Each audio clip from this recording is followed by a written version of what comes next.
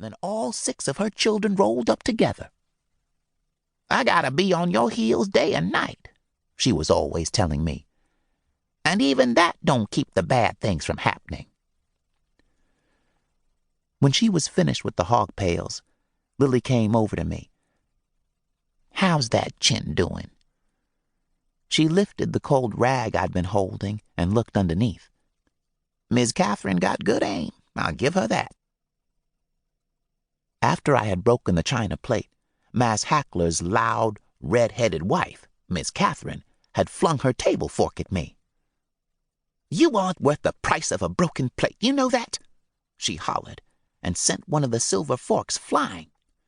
Good thing I had sense enough not to duck my head down, so it hit right where she was aiming, square on my chin.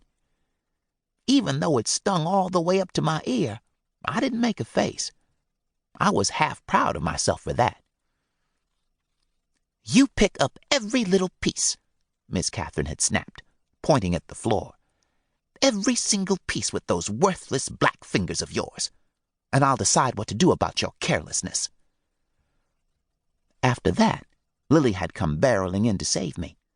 She had helped me sweep up the white shards that had flown all over, and she told Miss Catherine that she would pay for the plate. Master usually gave Lily $1 to keep every Christmas.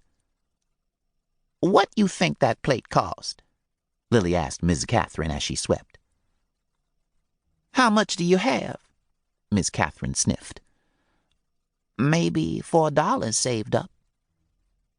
"Then I imagine it will cost you $4. So the red-headed devil Miss Catherine had taken most of Lily's savings just for my broken plate. Although, truth was, Lily really had $6 tucked away. And she had given me a banged-up chin. But, as Lily always said, it could have been worse. Then we heard Master Hackler's heavy footsteps coming down the hall. He walks hard on his heels, so you can always tell him from the others.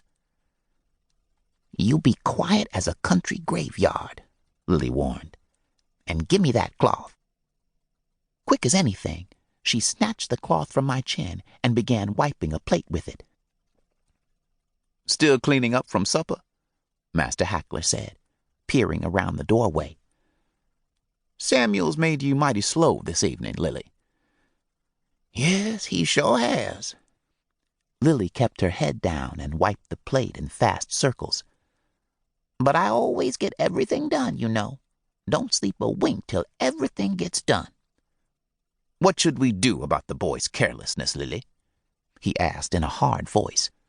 I could feel my throat tighten, as if a big snake had wrapped itself around it.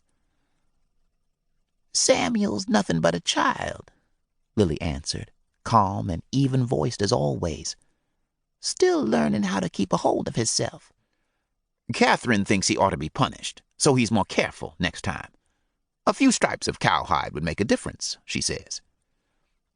The snake squeezed tighter, and I dug my fingers into my palms. "I always get after him for his carelessness, Master Hackler. You know I does," Lily continued, laying on her sweet tone smooth as jam on a slice of bread. "I'm going to take away his supper tonight. I got a good bean soup and a peach pie made, and I ain't giving him even a bite. Going hungry, that's what gets to a boy his age." Master walked to the corner of the kitchen where I slept. "Gone cold ought to get him too." I could hear him snatch up my 2 blankets. "I'll take these for tonight, maybe tomorrow night. You see to it, Lily, that he doesn't curl up on those hearthstones to keep warm."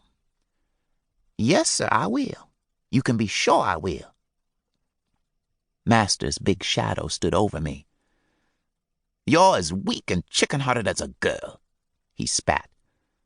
"Gotta have some old slave woman stand up and fight for you." And then the heels pounded away from me and took the snake around my throat with them. Once Master Hackler was out of earshot, Lily said sharply, "Get up and open that kitchen door, Samuel."